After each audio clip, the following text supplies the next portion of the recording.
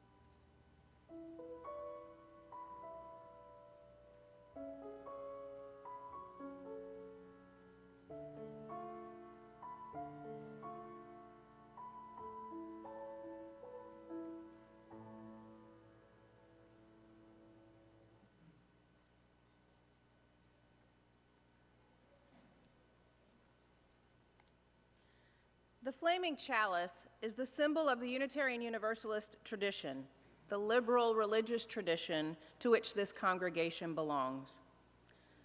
Will those of you here in person please stand as you are able for our chalice lighting? If you have a chalice at home, I invite you to light it with me at this time.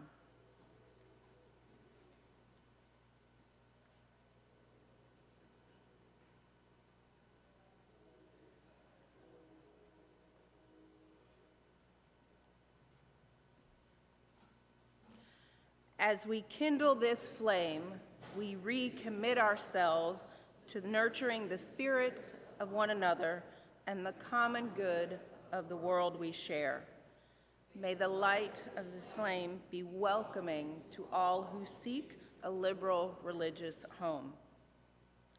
For those of you standing, I invite you to remain standing for our opening hymn, which will be number 21, For the Beauty of the Earth.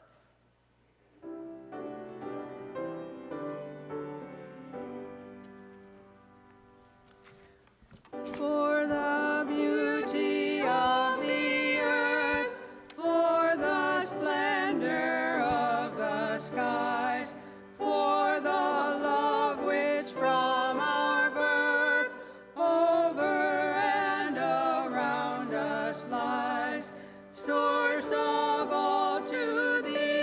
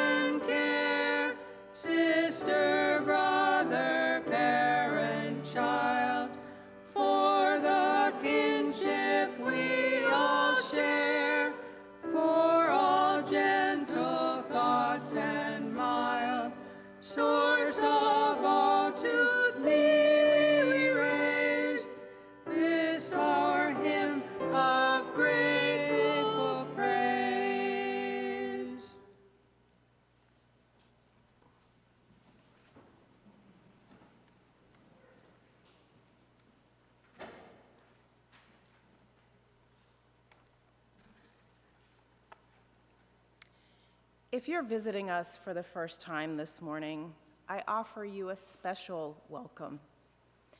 Here at the Unitarian Universalist Fellowship of Raleigh, we are intentionally inclusive. We're liberally religious and actively serving the common good of our shared world. Whoever you are and wherever you are on your own journey, you are welcome here. I invite you, we hope and intend to invite you to join us in some of the many things we do together to grow our own souls and to make the world a more compassionate space. If you're visiting us for the first time in person, I invite you to stop by our welcome stand in the foyer, if you haven't already done so. If you're a return visitor, you can pick up a more permanent name tag at the welcome stand. If you are visiting us for the first time online, I invite you to fill out our visitor form at uufr.org/visitor form. If you do this, you'll start receiving our weekly e-newsletter called The Chalice. I hope all of you will read The Chalice, which comes out on Thursdays by email. It describes everything that's going on around here at UUFR. This morning, I want to highlight a couple of things. First, our in-person social hour after the service will be downstairs in Founders Hall. The deadline to sign up for the Fall Chalice Circles small group ministry program is July 31st. This year's overarching theme is the gifts of our faith. We'll focus on a different beloved UU value each month and explore their potential to help shape us and help in turn to shape the world. Please register as soon as you can, as group assignments are made on a first-come, first-served basis. I now invite you to meet and greet your neighbor.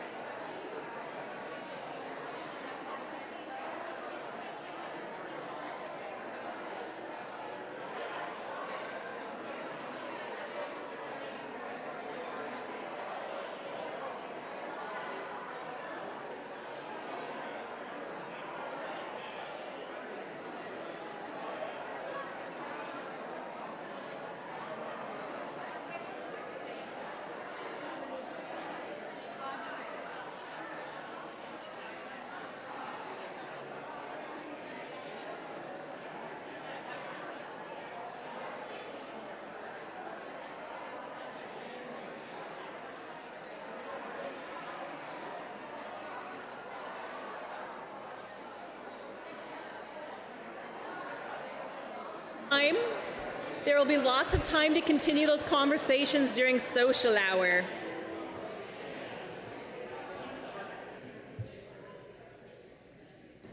This is the time in our service when we acknowledge some of the joys and the sorrows of our community.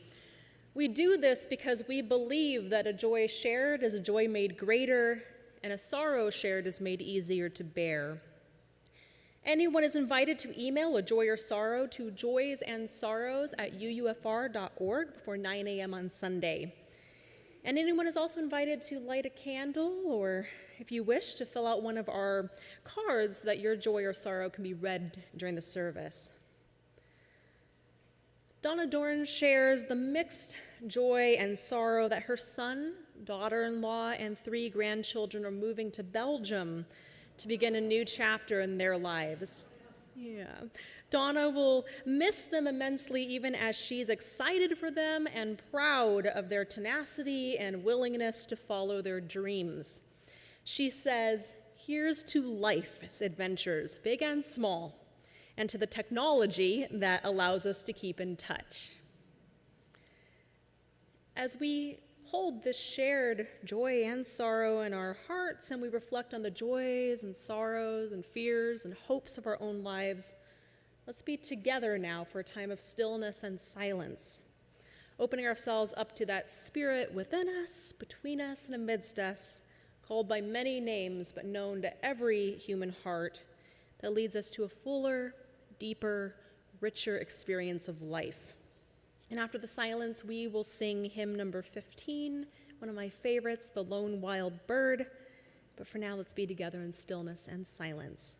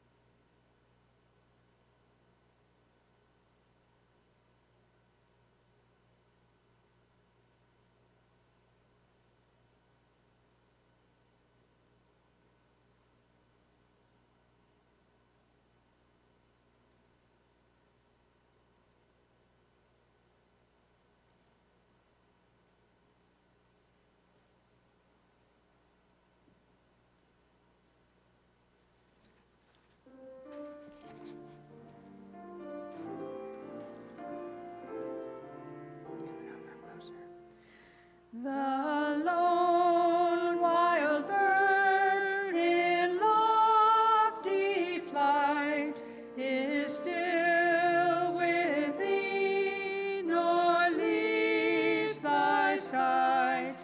And I am thine, I rest in thee, Great Spirit, come and rest in me.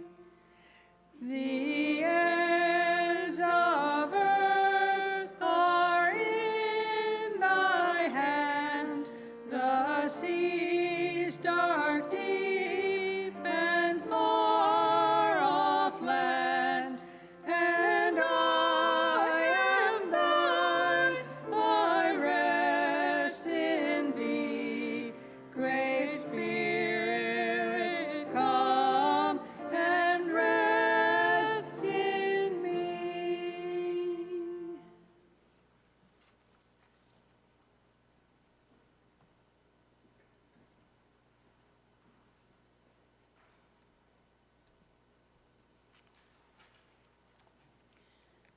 Everything we do here at UUFR is only possible because of the generous financial support so many of you provide. However, we designate one Sunday each month as a Justice Sunday, and all the money collected during our offering is given to a local or national nonprofit organization. Today is our Justice Sunday, and we have designated Carolina Abortion Fund as the recipient of today's offering. They are in the midst of a full-day board retreat today, so they aren't able to join us this morning. So I will share a few words on their behalf. Carolina Abortion Fund is a nonprofit organization that believes abortion is health care, and health care should be well-resourced and accessible to all. They provide financial, practical, and emotional assistance to people in North and South Carolina who are seeking abortion services. Carolina Abortion Fund works directly with clinics to provide grants that fill the gap between what patients can afford and the full cost of a procedure. They operate a confidential, toll-free helpline that connects callers with people who can help them navigate the barriers and challenges they face when trying to access abortion care. They advocate for reproductive justice and work with other groups to ensure that people have the freedom to choose what is best for their lives, their families, and whether that be parenting, abortion, or adoption. The Carolina Abortion Fund is facing a critical moment right now as a new law in North Carolina has imposed restrictions on abortion access. SB 20 went into effect on July 1st, and it has already increased the demand for the Carolina Abortion Fund's services. In June, they pledged over $80,000 to help people access abortion care. And when their helpline opened this month, they've received over 100 calls from people who needed help, especially as clinics have had to raise their prices due to administrative burdens and other barriers brought on by the bill. Abortion is still legal in North Carolina, and the Carolina Abortion Fund is not giving up on their mission. They are working hard to adapt to the new reality and to continue providing support to those who need it.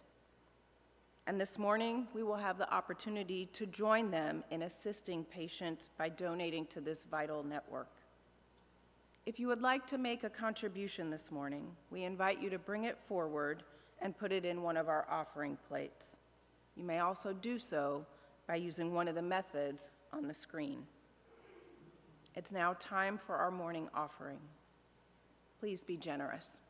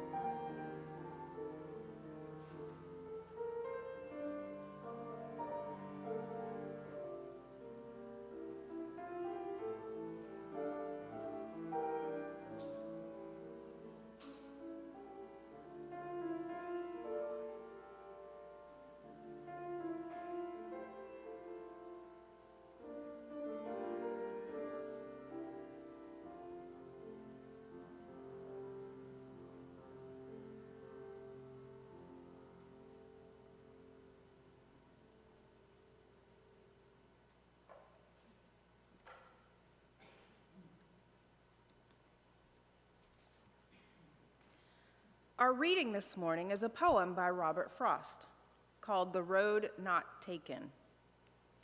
This poem is a playful tease to his friend Edward Thomas, who always regretted not taking the other path when they walked together.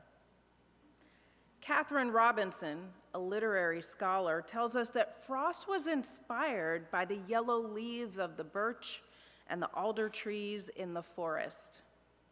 These trees are the first ones to grow back after land has been cleared by logging or wildfires, and so are a sign of nature's resilience and renewal.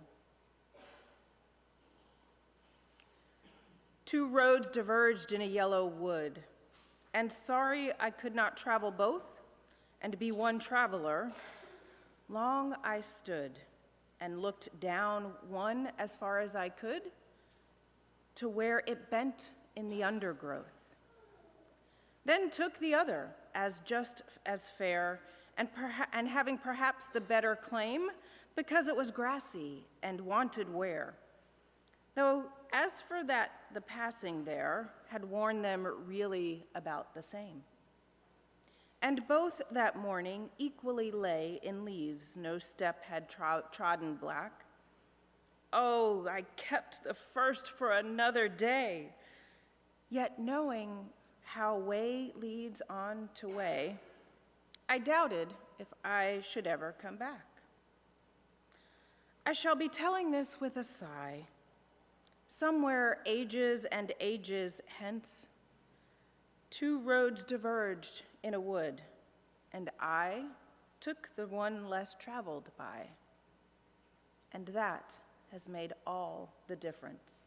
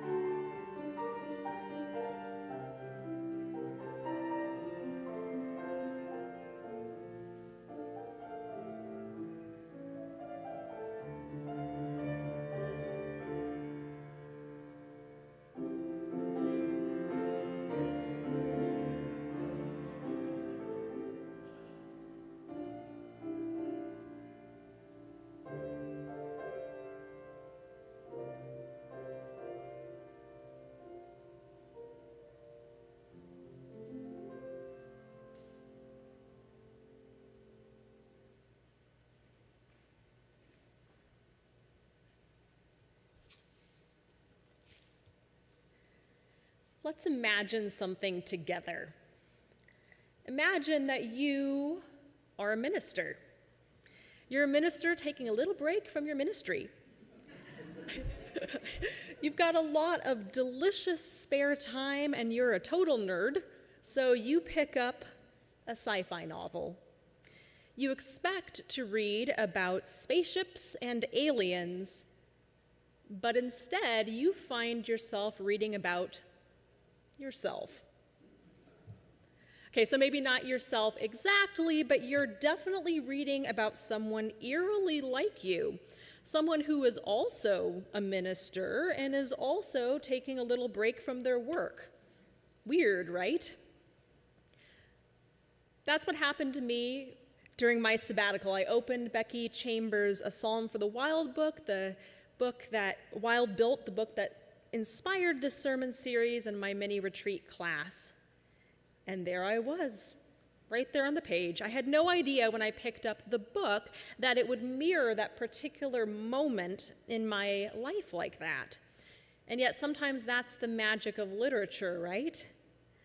Sometimes a good book has this way of pointing beyond its characters and settings right back at our own lives. Now, I know that several of you have been reading A Psalm for the Wild built since I started this series and my mini retreat class, and some of it you discovered completely on your own. But if you haven't read it yet, I highly encourage you to get on it pronto. This is a sci-fi novel both for people who love sci-fi like me, but also for people who don't. And it reads like a wisdom story. It will get you thinking about all kinds of important things while simultaneously nurturing and soothing your soul. One reviewer described it like a warm cup of tea made by someone who loves me. It made me cry the good sort of tears, the sort when someone is unexpectedly kind to you at the moment you need it most. I encourage you to give yourself that gift. And don't worry, I will not spoil the plot for you. I'm just going to give you a taste of how it begins. And so, we begin with sibling Dex, our intrepid hero. Dex is a 29-year-old garden monk devoted to Alale, the god of small comforts. They live in a monastery in the city, a beautiful and sustainable community. They have a good job, growing food and flowers for their monastery's rooftop garden. They have good friends and a good life. But Dex is not completely satisfied. Like all protagonists in great stories, and like so many of us, they crave something. And soon they find a name for what's missing in their life: crickets. You see, Dex lives in a beautiful, eco-friendly city on a science fiction moon, but it is a human world. Dex has never heard crickets in all of their life, and they want to hear them more than anything. Soon, the longing to hear cricket song drives Dex to take a break from their normal work life and venture out of the city. They pack up a wagon, which serves as their new home on wheels as they take to the road. And they become a tea monk, offering a listening ear and a warm cup of tea to strangers they meet along the way. As a tea monk, Dex journeys from town to town and village to village, wandering to ever more remote settlements and serving tea out of their wagon. But tea service is not enough for Dex. They want crickets. Crickets, those little tiny creatures that fill the night with their songs and symbolize the natural world that Dex has never known. Even in the most remote human settlements, they hear no crickets. The yearning for crickets finally drives them to do something bold. They leave human civilization behind, giving up the comfort and the security of human-made order. And so Dex ventures out into the wilderness, where nature is untamed and where crickets might be hiding. And along the way, through encounters with different parts of nature that they meet on their journey away from civilization, Dex explores what it means to be human, and also what it means to be Dex. A beam of sunlight, a curious, wandering summer bear, a muddy, algae-filled creek, even a mosquito.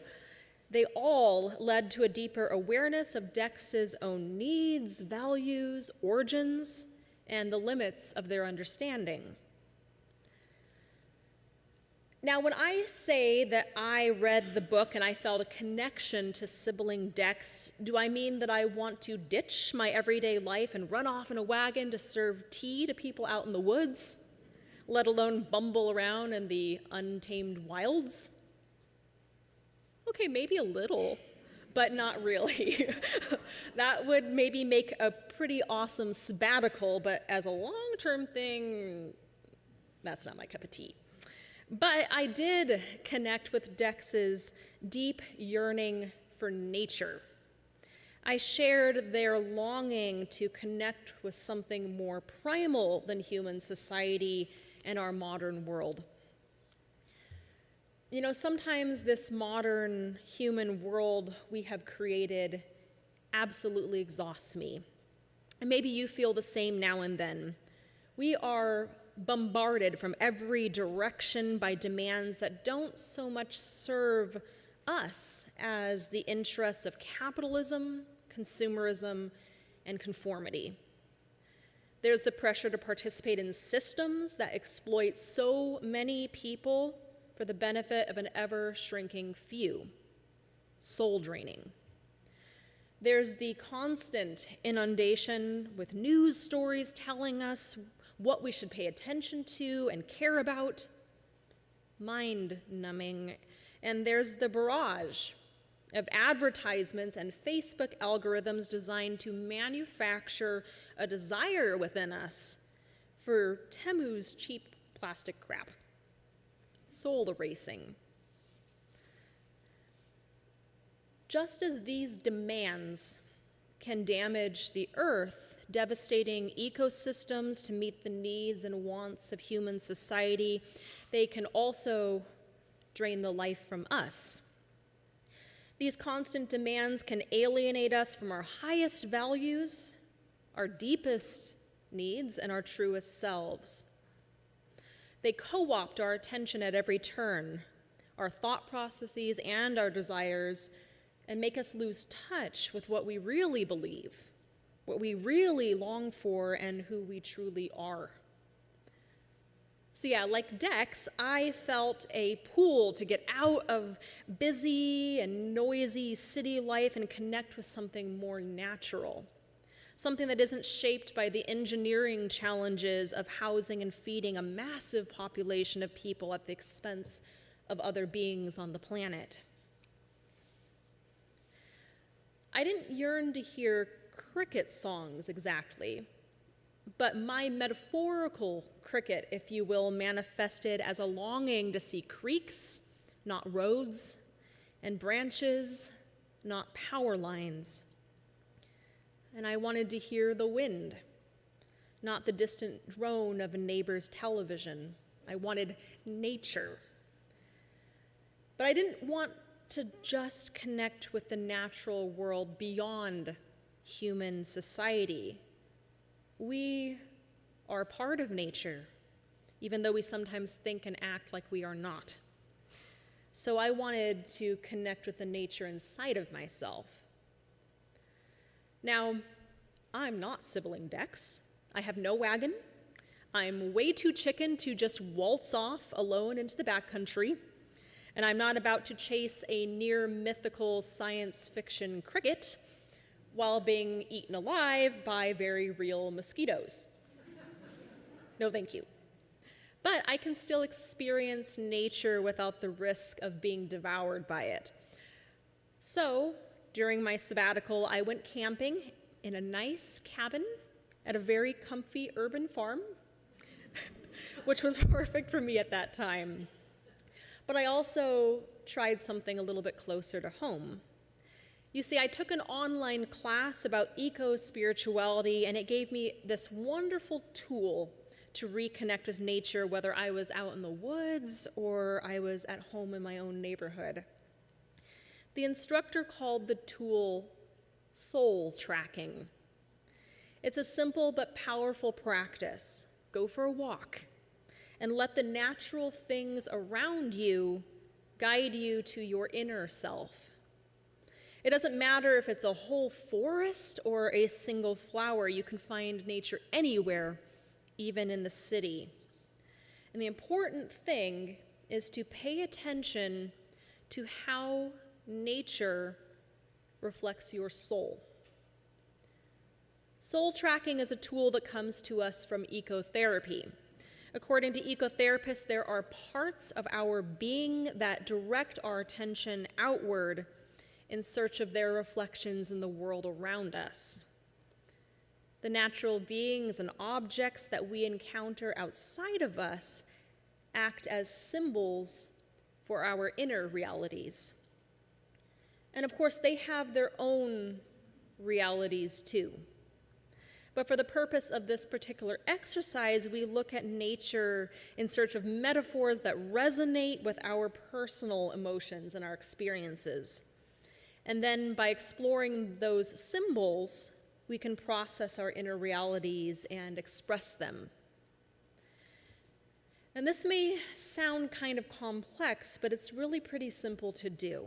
Human beings may even be hardwired to do this because our brains are great at seeking patterns and making meaning. When we engage in soul tracking, we wander. Just wander around until something in nature catches our eye and our heart. And then we ask ourselves, why do I feel drawn to this? We might even imagine that flower or rock or stream is speaking to us, that nature is having a conversation with us about ourselves and our inner lives. And this practice helps us explore our inner selves and reclaim and nurture our inner landscapes. In other words, we can rewild our souls. So what is rewilding? It's a term I had not heard about until I encountered the Solarpunk genre of literature. In our own world, rewilding is the process of restoring ecosystems to their natural state, especially ecosystems damaged by human activity. In sibling Dex's Solarpunk world, Panga, rewilding shaped the environment of the verdant moon that Dex calls home. 200 years before the story's present day, when the destruction of what they called the factory age finally stopped, humanity gave half of the moon back to nature. By Dex's time, rewilding had allowed the land to begin to heal. Because of rewilding, sibling Dex lives in a sustainable modern world where humans and nature coexist in harmonious balance. And yet, even in a near utopian world, the world we don't live in, people sometimes need inner rewilding. And for our inner worlds, rewilding means reconnecting with and nurturing our authentic selves, our deepest needs, and our highest values. Think of it as restoring your inner ecosystem after it's been damaged by the pressures and the demands of our modern life. And there are many ways that we can rewild our souls and restore them to their most authentic and healthy states. The practice of soul tracking by taking a walk in nature is one way, but an artist might rewild your soul by painting sunsets and reflecting on what is setting within you. A poetry lover might reflect on the lessons taught in poetry, like the lesson taught in Ari Bania's poem, A Sunset, where he writes, "We went to the poppy preserve where the poppies were few, but generous clumps of them grew right outside the fence, like a slightly cruel lesson. Or a musician might rewild their soul by writing a song like Peter Mayer's Holy Now, where he sang, "This morning outside I stood, I saw a little red-winged bird, shining like a burning bush and singing like a scripture verse." So what does nature's scripture say to you? That's going to be different to everyone. But let me give you an example of how it speaks to me, how it spoke to me during my sabbatical. So at the end of my sabbatical, I finally got to go and spend some time in the woods. I stayed at that lovely little glamping cabin that I mentioned earlier. And every day I went for a walk, a hike really, along a trail to a creek. Now, throughout my sabbatical, I'd been listening to one of my favorite hymns and reflecting on it every single day as a spiritual practice. And as the end of my sabbatical neared and I prepared to return to my ministry, a couple of lines from that hymn started to really stand out to me. And those lines were, "Wake now, my vision of ministry clear, brighten my pathway with radiance here." So imagine my surprise and my delight when I stepped onto that trail just as I was about to return from sabbatical, and I found my pathway literally brightened with radiance. There were soft and delicate petals or maybe leaves that were scattered along the trail, and they were this beautiful pale yellow color with a flare of orange near the top, and they looked like tiny flaming rose petals or fall leaves. I had never seen anything like them before. I'm from Phoenix, Arizona, and I'm more familiar with the plants and animals of the Sonoran Desert, so walking around North Carolina is always fun for me because half of the time I have no idea whatsoever what I'm looking at. It might as well be another planet. So these things scattered on the path before me looked kind of like leaves and kind of like flower petals, and I had no clue where they came from. I couldn't see any trees or bushes around me that had such petals or leaves. It almost seemed like another hiker had gone before me and scattered these petals or leaves along the forest path like a flower girl at a wedding. And it felt like nature itself had given me a sign, a blessing, right as I was about to return to my ministry. Now, what did those petals or leaves mean to me? They represent different things to different people, depending on your own experiences and the symbols that are alive in your own minds. But for me personally, they symbolize two things. Petals represent blessings, and orange and yellow leaves represent authenticity. You see, leaves are naturally yellow and orange, but green chlorophyll makes a mask over these pigments. And when autumn comes and chlorophyll breaks down, the leaves reveal their true colors. So that's not all. It gets weirder. When I returned from my ministry, something equally surprising happened. On my first day back, I walked with Dana, our family ministry director, along the path that's just behind the church. And there, beneath our feet, lay these very same leafy petal things. Turns out they were petals. For Dana quickly Googled them, and she told me that they were flower petals from the tulip poplar tree. So I felt twice blessed by nature. Now, was nature really saying, "Blessed be, Sasha"? Did it really have some kind of special message just for me? Personally, I don't think so. I don't think that the universe forced a bunch of tulip poplars to scatter petals along the path of some random minister. And I don't think nature is imbued with special meaning just for human beings. That places human beings at the very center of nature and meaning, and I don't ascribe to that. We are meaning makers, but meaning does not revolve around us, and neither does the universe. But here's what I do think. I think I noticed those petals on my path because something within me sought them. They were probably there all along.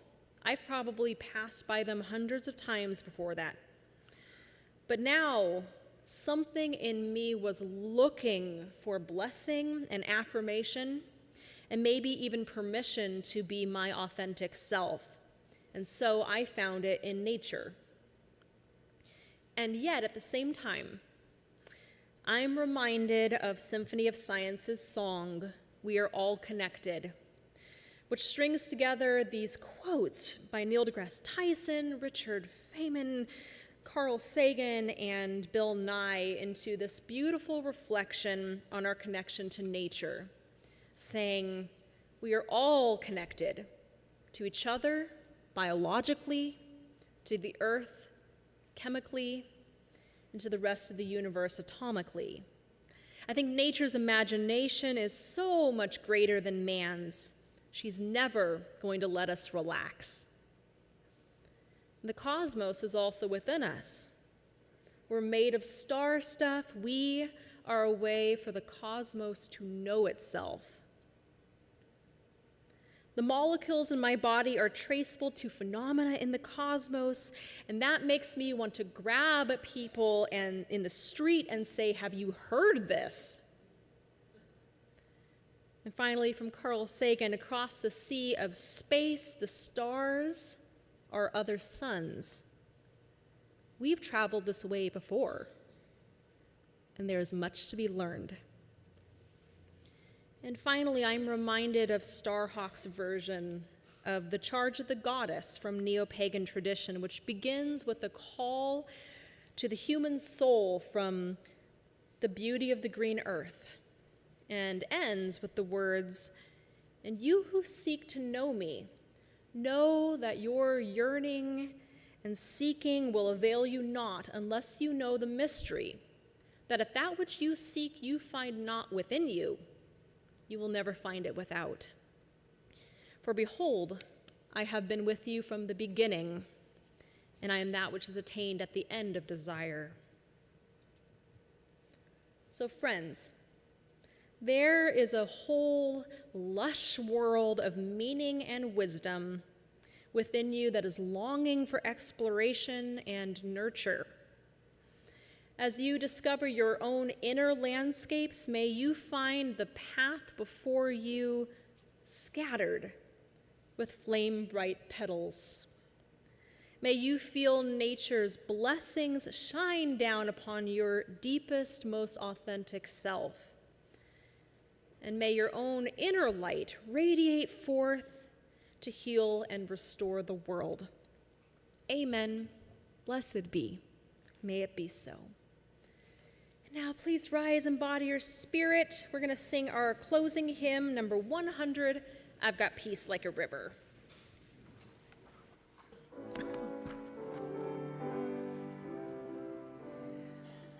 I've got peace like a river. I've got peace like a river.